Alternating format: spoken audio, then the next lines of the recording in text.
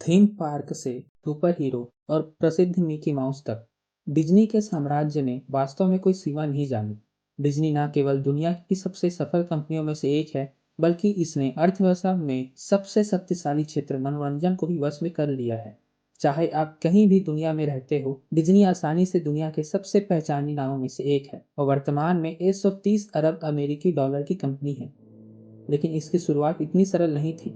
यह 1901 में शुरू होती है, जब वाल्टर डिज्नी सिर्फ एक बच्चा था जो पेंटिंग करने का शौक रखता था। हालांकि एक छोटी उम्र से ही उन्होंने एंटरप्रेन्योर में दिलचस्पी लेना शुरू कर दी थी और अपने कलाकृतियों को अपने परिवारों और पड़ोसियों को बेचने में कामयाब हुए। और इसी हुनर के चलते उन्हें न्यूज़पेपर प्रिंटिंग में नौकरी मिल गई, जिसमें उनके बड़े भाई का बहुत बड़ा रोल था। उसके बाद उन्होंने एनिमेशन में हाथ लगाया और कट आउट तकनीक का उपयोग करके कंपनी के लिए विज्ञापन विकसित करना शुरू किया, जिससे उन्हें तुरंत एनिमेशन के प्रति प्यार हो गया। और 1922 में उन्होंने अपने भाई के साथ कैंसस सिटी में एक एनिमेशन स्टूडियो स्थापित किया। उनका व्यवसाय लाफ्ट ओ ग्रांट कहलाता था और इसने एक कार्टून एलाइस इन कार्टून लैंड को जन्म दिया। लेकिन दुख की बात यह है कि पर्याप्त पैसे न होने की वजह से इसका कर्ज बढ़ गया।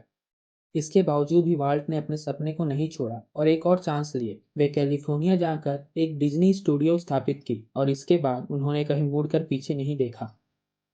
हॉलीवुड की नगरी में वॉल्ट और राय ने अपने कार्टूनिस्ट मित्र के साथ मिलकर ढेर सारी कार्टून रिलीज किए, जो सभी दर्शकों के बीच में एक बड़ी सफलता रही। 1932 में फ्लावर्स एंड ट्रीज ने एक ऑस्कर जीता। यह सबसे पहला कलरफुल कार्टून था, जिससे डिज्नी को आधुनिक कार्टून की पहल का गौरव प्राप्त हुआ।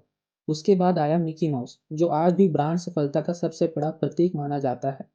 जबकि मिकी माउस निश्चित रूप से पहला कार्टून कैरेक्टर नहीं था जिसे वॉल्ट ने बनाया था, परंतु इससे पहले के कार्टून को लोगों ने इतना पसंद नहीं किया था। वॉल्ट खुद को मिकी के वॉइस एक्टर के रूप में पेश करने वाली फिल्म न्यूयॉर्क में प्रीमियम हुई। यह फिल्म सिंक्रोनाउस साउंड के साथ पहली एनिमेटेड मूवी थी और डिज्नी ने अपने रिलीज के साथ इतिहास बनाया था। यह सिर्फ शुरुआत थी। इसके बाद फिल्म प्रोडक्शन के साथ डिज्नी ने एक बार फिर स्क्रीन को हिला दिया।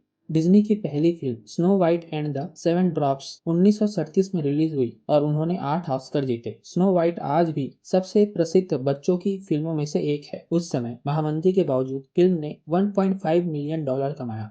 यह साफ हो गया था कि वॉल्ट डिज्नी और डिज्नी स्टूडियो लोगों को पिनोकियो, सिंड्रेला, पेटर पेन, 101, डेलमेंशियन जैसी फिल्मों के साथ फिल्म इंडस्ट्री को आगे बढ़ाने के लिए यहाँ आए थे।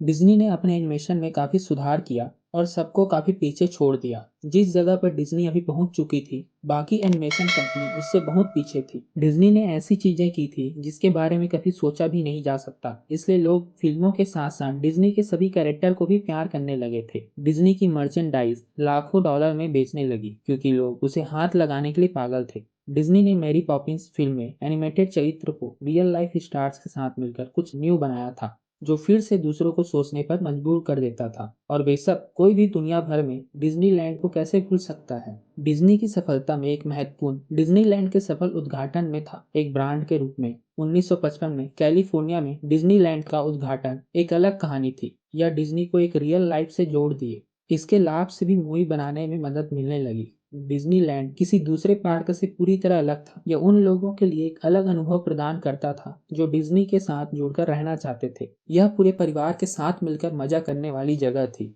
राइड से शुरू होकर डिज्नी के चरित्रों से होटल तक सब कुछ ब्रांड के लिए सच्चा था। वॉल्टर खुद डिज्नीलैंड के चारों तरफ टहलते थे ताकि यह पता लगा सके कि लोग इसका आनंद उठा रहे हैं या नहीं। इसलिए यह कोई आश्चर्य नहीं था कि पार्क इतनी जल्दी सफल हो गया। ऑरलैंड में वॉल्ट डिज्नी वर्ल्ड 1971 में खुला, जिसमें लाखों लोग आए, परंतु यह देखने के लिए वॉल्ट डिज्नी नहीं थे, पर उनकी विरासत आज भी चलती है। जब डिज्नीलैंड इंटरनेशनल हुआ तो फ्रांस में पहला पार्क खुला, जहां बहुत मात्रा में भीड़ लगी। 1992 में डिज्नीलैंड पेरिस, वर्तमान में यह जापान, चीन और हांगकांग में भी पार्क है। डिज्नी पार्क के बाद टेलीविजन में भी एंट्री लेने के लिए तैयार था। इन्होंने टीनेजर्स के लिए मूवी बनाई। जब 1983 में डिज्नी चैनल स्थापित किया गया था, तो यह पहले एक प्रीमियम केबल चैनल के रूप में शुरू हुआ, जो एक दिन में 16 घंटे के शो दिखाता था और दर्शकों को उस तक पहुंचाने के लिए सदस्यता लेनी पड़ती थी।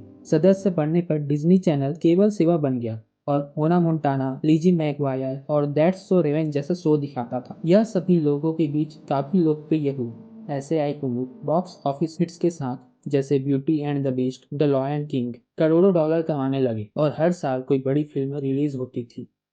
डिज्नी अब कंप्यूटर एनिमेशन के साथ मूवी बनाने लगी थी और फिल्म रिलीज करने के लिए उन्होंने पिक्सर को $7.4 बिलियन में खरीदा, जैसे कि एक bugs life, toy story, the Incredibles और बहुत कुछ दुनिया ने कभी नहीं देखे थे जैसे सर्वश्रेष्ठ एनिमेटेड फिल्म बनाया। $7.4 बिलियन की यह कंपनी पर्याप्त नहीं थी। इस कारण डिज्नी सीईओ बॉब आइगर के नेतृत्व में डिज्नी ने मार्वल को $4 बिलियन में खरीदा। कंपनी और फॉक्स स्टूडियोज को खरीदने के बाद अपनी फैन बेस को बढ़ाने के लिए और वर्तमान में डिज्नी शायद मनोरंजन उद्योग में स्टूडियो के अधिकतम हिस्सेदार हो।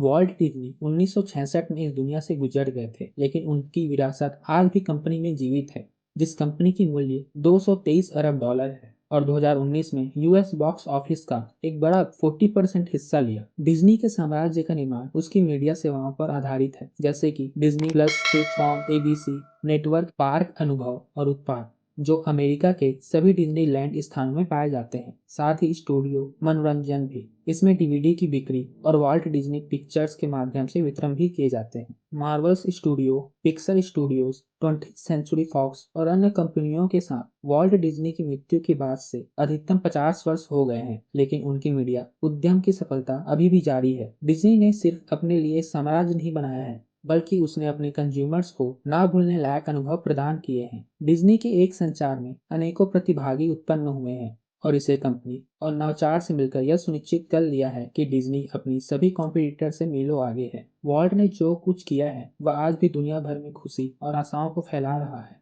डिज्नी ने अपने असंख्य गुणवत्ता वाले ऑफरिंग के साथ दुनिया को अपने कब्जे में कर लिया। डिज्नी समय समय पर दुनिया के लिए सबसे बड़े मीडिया खिलाड़ियों में से एक रहा है और अगर चीजें उसी तरीके से आगे बढ़ते रहे तो यह मनोरंजन को लंबे समय तक नियंत्रित करता रहेगा।